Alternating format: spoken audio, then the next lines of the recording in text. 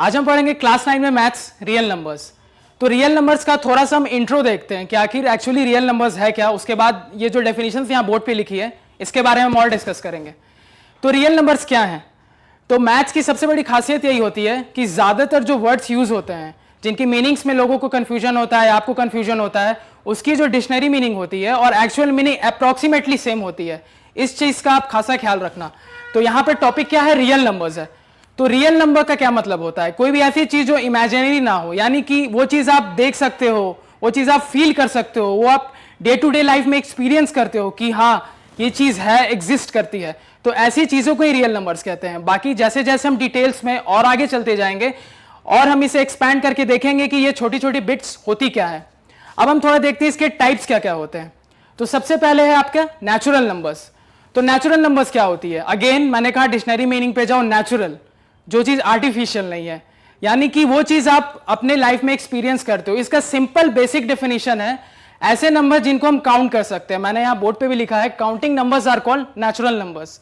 इसका मतलब है कि ये ऐसे नंबर्स होते हैं जिसको आप अपने डे टू डे लाइफ में यूज करते हैं, जैसे 1 2 3 4 100 1000।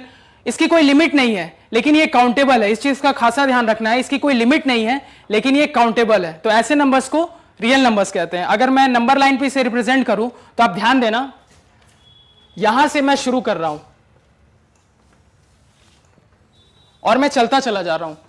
तो ये जो भी नंबर 1 से शुरू हो रहा है, 2 3 4, और एक और चीज ध्यान रखना, सिर्फ ये, अभी मैं बीच की बात नहीं कर रहा, अभी जहां जहां मैंने डिमार्केशन किया है सिर्फ मैं उसी की बात कर रहा हूं। ऐसे नंबर्स ही नेचुरल नंबर्स कहलाते हैं। ठीक है, क्लियर? फिर से मैं बता रहा हूं, ऐसे नंबर्स जो आप काउंट कर सकते हो, यानी कि आप डे टू डे लाइफ में ऐसे नंबर्स को यूज कर सकते हो, ऐसे नंबर्स को ही नेचुरल नंबर्स कहते हैं। उसके बाद हम आते हैं दूसरे टॉपिक पे, ये है होल नंबर्स। तो होल नंबर्स क्या है? अभी जैसे मैंने नेचुरल नंबर में देखा ये थोड़ा इनकम्प्लीट था, तो जैसा कि वर्ड बता रहा है होल, ये इसको कंप्लीट करता है। कैसे कंप्लीट करता है? तो अगर आप सारे नेचुरल नंबर्स में जीरो को इंक्लूड कर दोगे, ठीक है, आप सारे नेचुरल नंबर में जहां जीरो को इंक्लूड कर दोगे तो उसका कॉम्बिनेशन होल नंबर कहलाता है। यहां मैंने एक बहुत छोटे से पॉइंट में ये लिख दिया है, जीरो प्लस नेचुरल नंबर्स। अगर आपको डिफाइन करना हो तो आप इसे बोल सकते हैं कि numbers including zero and all the natural numbers starting from 1 are called whole numbers. तो फिर से अगर मैं इसे मार्क करना चाहूं तो कैसे मार्क करूंगा? आप इस जीरो को ऐड कर दो तो ये आपको क्या बता देंगे कि ये क्या है? हमारे होल नंबर्स है। अब यहां पे आधी चीज खत्म हो गई नंबर लाइन की। क्यों मैंने कहा आधी चीज खत्म हो गई? क्योंकि नंबर लाइन का जो right side of the section है ऑलमोस्ट वो मैंने कवर कर दिया। अभी यहां पे फिर से मैं बोल रहा हूं, इसके बीच की बात नहीं हुई, वो हम जैसे आगे जाएंगे हम और डिस्कस करेंगे। तो होल नंबर्स पे आप यहां पे क्लियर हो गए। अब हमारा थर्ड क्या है? Third type, integers. तो इंटीजर्स क्या होती है? अब यहां पे आपको थोड़ा ध्यान देना है और ध्यान से सुनना है। जीरो हो गया हमारा नेचुरल नंबर्स हो गया। तो जीरो और नेचुरल नंबर प्लस, यानी कि होल नंबर का कॉम्बिनेशन, प्लस सारे नेचुरल नंबर्स का नेगेटिव नंबर। मैं रिपीट कर रहा हूं, सारे नेचुरल नंबर्स का नेगेटिव नंबर। तो एक ऐसा कॉम्बिनेशन जो नेचुरल नंबर, जीरो और सारे नेचुरल नंबर्स का नेगेटिव नंबर इंक्लूड कर रहा है, इस पूरे कॉम्बिनेशन को हम क्या कहते हैं? इंटीजर्स कहते हैं। क्या कहते हैं? इंटीजर्स कहते हैं। इसका क्या मतलब है?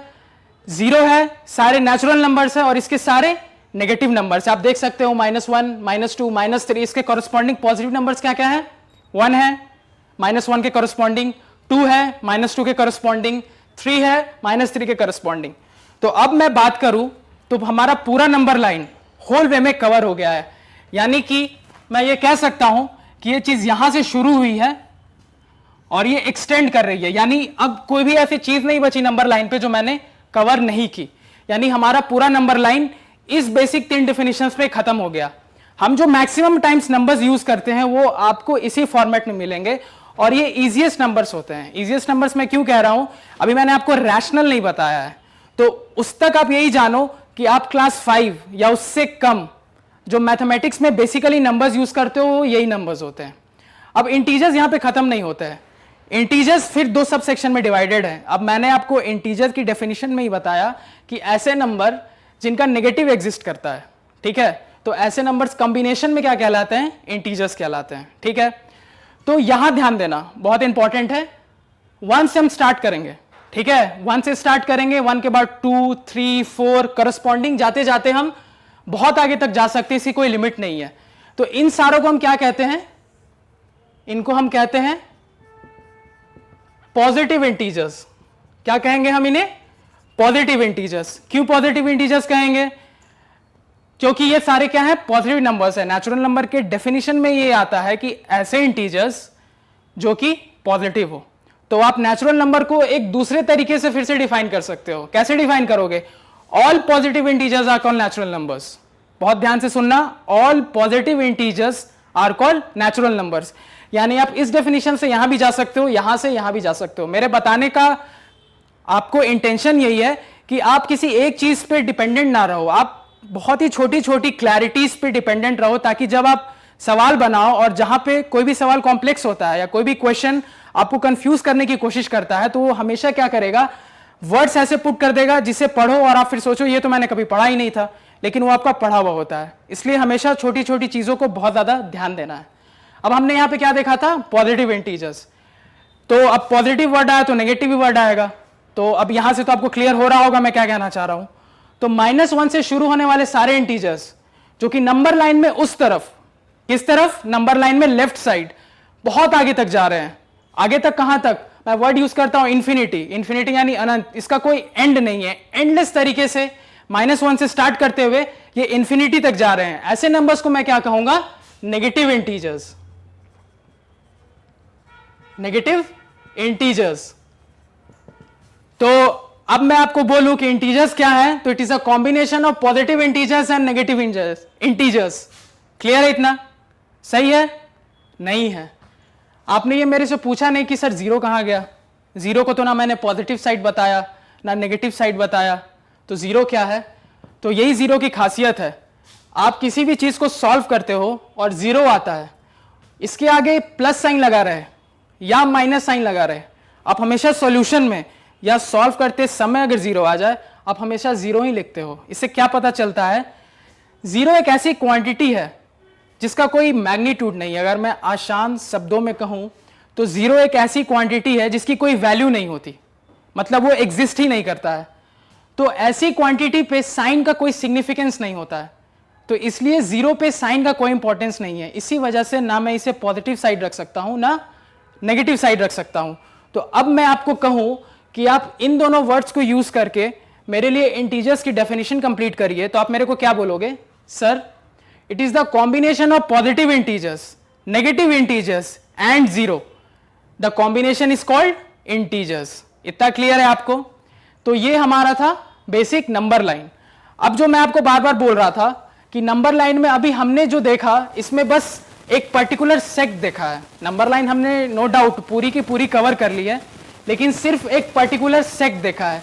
अभी नंबर लाइन को और सब डिवाइड हम कर सकते हैं। वो हम कैसे करेंगे तो हम देखते हैं थोड़ी देर से।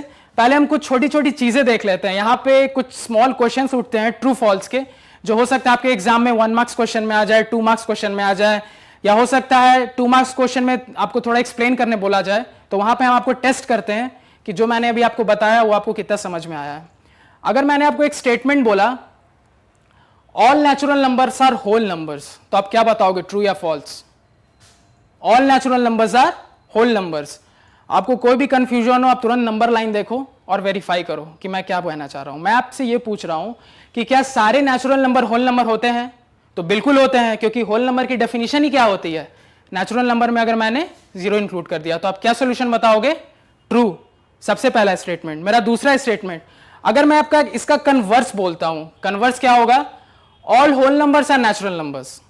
क्या मैंने बोला? All whole numbers are natural numbers. हम चेक करते हैं, सर ये बोलना चाह रहे हैं कि जितने होल नंबर हैं वो सारे नेचुरल नंबर होंगे, ऐसा होगा क्या? नहीं होगा। ये बहुत इंपॉर्टेंट है और जनरली सेकंड स्टेटमेंट आपको अपने एग्जाम में एनकाउंटर होगा कि आपको स्टेटमेंट दे देगा all whole numbers are natural numbers, या तो आपसे पूछ देगा वो एक नंबर में या तो ये ट्रू है या ये फॉल्स स्टेटमेंट है। और अगर हायर मार्क्स में ये आएगा तो ज्यादा से ज्यादा 2 में आएगा, या बहुत ज्यादा गया तो 3 में। आपसे एक्सप्लेनेशन पूछेगा, तो आपको कुछ नहीं करना है, आपको बस इतना बोलना है कि सर हमने पढ़ा है कि होल नंबर की डेफिनेशन यही होती है कि नेचुरल नंबर में अगर जीरो इंक्लूड कर दिया जाए तो उसको हम क्या कहते हैं? Whole number. तो जब मैं आपको बोल रहा हूं कि सारे होल नंबर नेचुरल नंबर हैं, तो क्या ऐसी पॉसिबिलिटी है? ऐसी पॉसिबिलिटी नहीं है, क्योंकि होल नंबर 0 को इंक्लूड करता है, नेचुरल नंबर नहीं करता, इसलिए सेकेंड स्टेट में हमारा क्या हो गया? फॉल्स हो गया। अब हम आते हैं अपने तीसरे स्टेटमेंट पे। तीसरे स्टेटमेंट अगर मैं आपको बोलूं all whole numbers are integers, तो आप क्या बताओगे? आप अगेन बोलोगे यस। क्यों? क्योंकि इंटीजर होल नंबर को इंक्लूड करता है और नेगेटिव साइड को इंक्लूड करता है। अगर मैं फिर से आपका इसका कन्वर्स पूछूं कि all integers are whole numbers, तो आप क्या बताओगे? क्या सारे इंटीजर्स होल नंबर्स हैं? ऐसा बिल्कुल भी नहीं है। क्यों नहीं है? क्योंकि इंटीजर्स में नेगेटिव पार्ट भी होता है, लेकिन होल नंबर में नेगेटिव पार्ट बिल्कुल भी नहीं होता, ना वो एग्जिस्ट करता है। ठीक है, तो यहां पे हमारे बेसिक जो भी चीजें थी इन 3 डेफिनेशन से रिलेटेड वो सारी मैंने आपको बता दी। अब इसके बाद एक थर्ड कैटेगरी आती है, या मैं ये कहूं यहां से अब थोड़ी इंपॉर्टेंट चीजें स्टार्ट हो जाती हैं रियल नंबर्स की, और वो कौन सी चीज है? Rational number. तो देखते हैं रैशनल नंबर क्या है।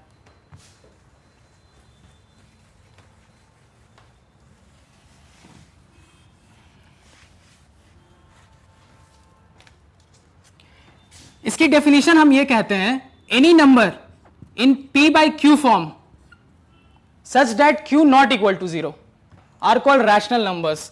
इसे अगर मैं लिखूं तो मैं क्या लिखूंगा? Any number in p by q form such that q not equal to 0 are called rational numbers. तो अब थोड़ा समझते हैं कि मैं क्या कहना चाह रहा हूं।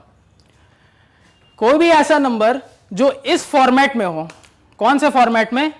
इस फॉर्मेट में, इनको हम क्या कहते हैं? Rational number. मैंने फिर से कहा था उस चीज को यहां कोरिलेट करते हैं। रैशनल, वर्ड रैशनल का क्या मतलब होता है? जो प्रैक्टिकल हो। अगर मैं कहता हूं कोई इंसान रैशनल है, मतलब वो प्रैक्टिकल है। तो ये सारे कैसे नंबर्स है? प्रैक्टिकल नंबर्स है, यानी ये भी एग्जिस्ट करते हैं। और सर्टेन सिचुएशंस जहां पे चीजें कॉम्प्लेक्स हो जाती है, जहां पे हमारे कैलकुलेशंस कॉम्प्लेक्स हो जाते हैं, तो वहां पे ये नंबर्स अपना इंट्रोडक्शन देता है और फिर हम वहां से फर्दर प्रोसीड करते हैं। तो ऐसे नंबर जो p by q फॉर्म में हो और ऐसे हो कि डिनोमिनेटर कभी भी 0 ना हो, तो ऐसे नंबर्स को हम क्या कहते हैं? Rational numbers. तो हम थोड़ा देख लेते हैं कि रैशनल नंबर मैंने आपको क्या तीनों पढ़ाने के बाद बताया। तो यहां से इतना तो क्लियर है कि हमने जितने चीजें पढ़ी, हमने क्या क्या पढ़ा? हमने सबसे पहले नेचुरल नंबर्स पढ़ा, उसके बाद दूसरे हमने क्या पढ़ा? उसके बाद हमने देखा था होल नंबर्स, उसके बाद थर्ड हमने क्या देखा था? उसके बाद थर्ड हमने देखा था इंटीजर्स। तो ये सारे नंबर्स क्या होंगे? रैशनल नंबर्स होंगे। आप वेरीफाई कर सकते हो कैसे? सबसे पहले मैं नेचुरल नंबर की बात करता हूं। नेचुरल नंबर आपने क्या क्या देखा था? 1 2 3 सो ऑन। मैं आपको लिखता हूं यहां पे 1 2 3। आप सभी को पता है अगर कोई भी ऐसी चीज, ऐसी क्वांटिटीज लिखी हो तो डिनोमिनेटर में सेल्फ अंडरस्टूड होता है कि 1 होता है। इतना सभी को पता है, इतना सभी को क्लियर है कि डिनोमिनेटर में कुछ भी नहीं है, मतलब वो सेल्फ अंडरस्टूड है कि डिनोमिनेटर में हमेशा 1 होगा। तो अब इस चीज को मैच करो। क्या ये ऐसा फॉर्मेट नहीं है p by q? और q क्या यहां पे कहीं पे भी डिनोमिनेटर 0 है? आप देख पा रहे हो कहीं नहीं है। तो ये सेटिस्फाई कर रहा है हमारी कंडीशन को, जो रैशनल नंबर कहता है कि p by q का फॉर्मेट हो और q कभी भी 0 ना हो। मतलब क्या है? न्यूमरेटर बाय डिनोमिनेटर का फॉर्मेट हो और डिनोमिनेटर कभी भी 0 नहीं होना चाहिए। आप इसको ऐसे भी लिख सकते हो, न्यूमरेटर बाय डिनोमिनेटर का फॉर्मेट हो और डिनोमिनेटर कभी भी 0 ना हो। क्योंकि डिनोमिनेटर 0 होने के बाद फिर मैथमेटिक्स में चीजें बहुत कॉम्प्लेक्स हो जाती हैं, वो बहुत हायर लेवल की चीज है। कभी टाइम मिलेगा तो मैं आपको थोड़ा इन्फिनिटी के बारे में बताऊंगा, अभी फिलहाल यहां फोकस करते हैं। ठीक है, तो यहां से इतना तो क्लियर हो गया कि हाँ sir, natural numbers are also rational numbers. Second पे आते हैं होल नंबर। तो होल नंबर में आप जानते हो 0 ऐड कर देंगे नेचुरल नंबर्स में, वो होल नंबर हो जाएगा। तो हमने 0 ऐड कर दिया। अब 0 प्लस नेचुरल नंबर्स ही हमारे क्या होते हैं? होल नंबर्स होते हैं। तो अगर मान लो 0 है, इस टर्म 0 की मैं बात करता हूं, ये आप समझ गए, ये मैं रब कर रहा हूं। होल नंबर्स क्या होते हैं?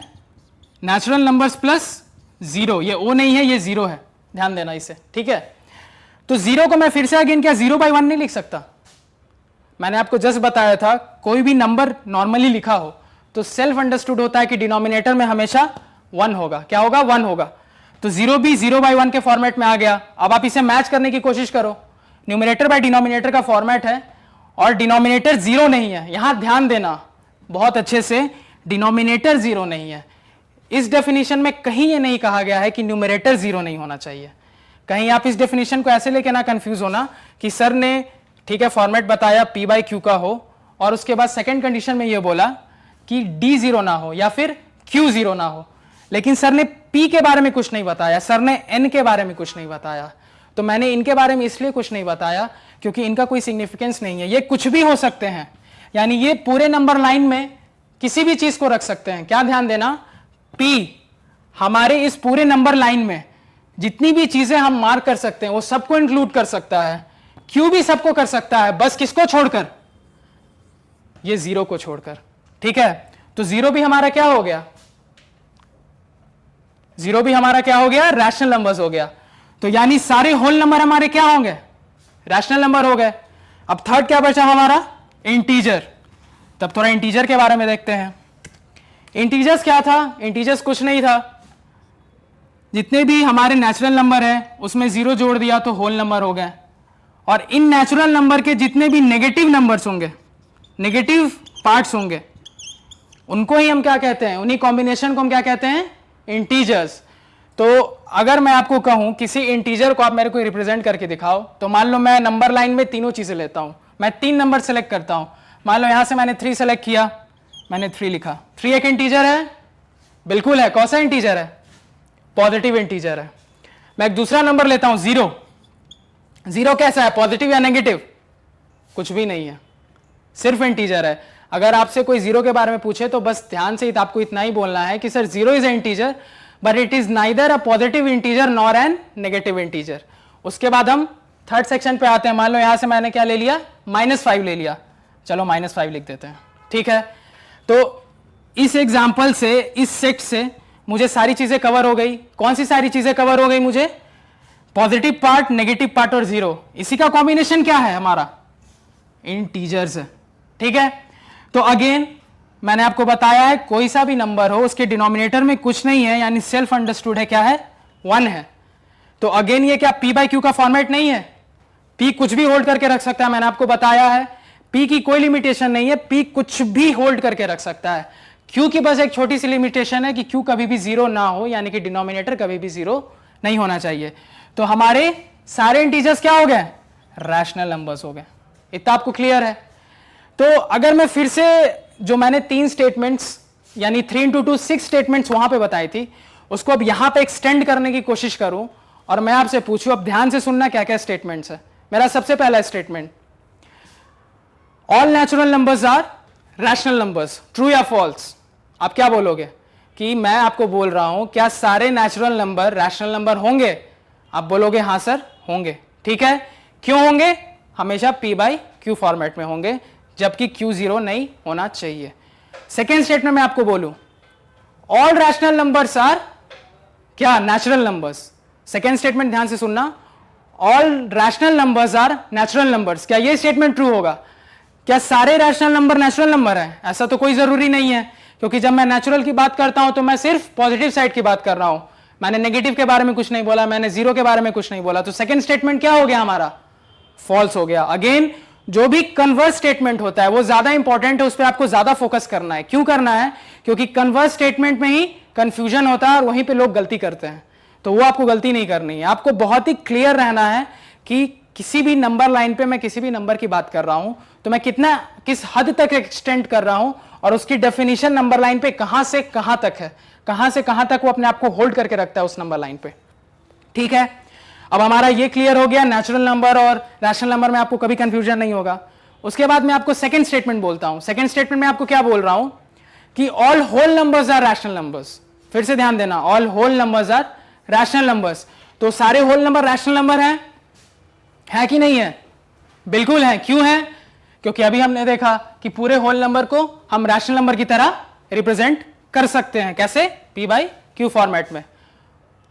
उसके बाद अब इसी के हम कन्वर्स स्टेटमेंट में आते हैं। हमारा कन्वर्स स्टेटमेंट क्या था, अब हम इसी को मैं उल्टा बोल दूं, क्या बोल दूं कि मैंने सबसे पहले आपको बोला कि all whole numbers are rational numbers, अब मैं आपको बोल रहा हूं all rational numbers are whole numbers. क्या ये ट्रू होगा, मैंने क्या बोला, all rational numbers are whole numbers.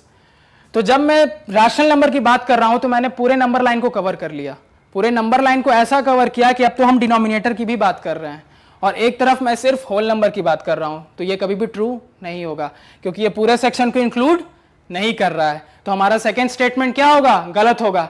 यानी आप तब से क्या फॉलो करते जा रहे हो कि कन्वर्स जनरली गलत हो रहा है। जनरली क्या? हमेशा गलत हो रहा है। ठीक है, अब हम थर्ड पे आते हैं। फिर मैं इंटीजर्स की बात करता हूं। All integers are rational numbers. आप क्या बोलोगे? बिल्कुल सही है, जितने भी इंटीजर्स है उसको मैं पी बाई क्यू फॉर्म में लिख सकता हूं। लेकिन यहीं पे अगर मैं बोलूं कि all rational numbers are integers, क्या ये ट्रू होगा? नहीं, ये कभी भी ट्रू नहीं होगा। अगेन क्यों नहीं होगा? क्योंकि वो सारे सेट को इंक्लूड नहीं कर रहा है। क्योंकि जब मैं इंटीजर की बात करता हूं तो मैं सिर्फ ऐसे नंबर की बात कर रहा हूं जो फ्रैक्शनल पार्ट होल्ड नहीं करते हैं। अब यहां पे मैंने एक टर्म आपको बोली, फ्रैक्शनल पार्ट होल्ड नहीं करते हैं। इसका क्या मतलब है? अगर मैं किसी भी चीज को पी बाई क्यू फॉर्म में लिख रहा हूं तो इस फॉर्म को एक्चुअली क्या कहते हैं? हम सब पढ़ते आ रहे हैं, क्लास 6 में पढ़ा, क्लास 7 में पढ़ा, एक चैप्टर था फ्रैक्शंस। तो ये क्या? एक फ्रैक्शनल फॉर्म है।